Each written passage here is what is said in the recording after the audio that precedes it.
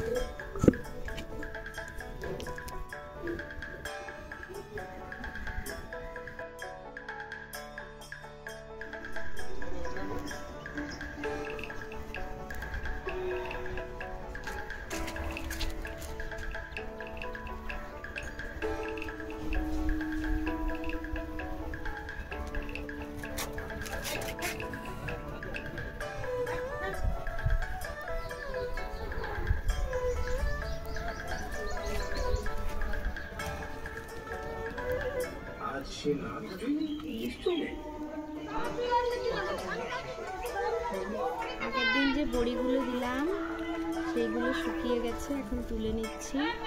খড়খড়ে হয়ে গেছে, যা এই দুদিন যা সুন্দর রোদ হলো বড়িগুলো সুন্দর শুকিয়ে গেছে। দেখো কি সুন্দর বড়িগুলো হালকা হয়েছে, পুরো সাদা ধপধপ করছে, কি সুন্দর উঠে যাচ্ছে বড়িগুলো, পুরো শুকিয়ে গেছে। এই দুদিন যা সুন্দর রোদ হলো, বড়ি শুকাবে না কেন? দেখো কি সুন্দর সাদা ধপধপ করছে বড়িগুলো।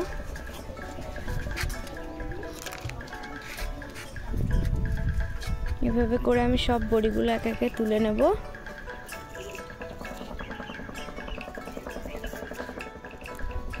শীতকালে বড়ি না দিলে ভালো লাগে?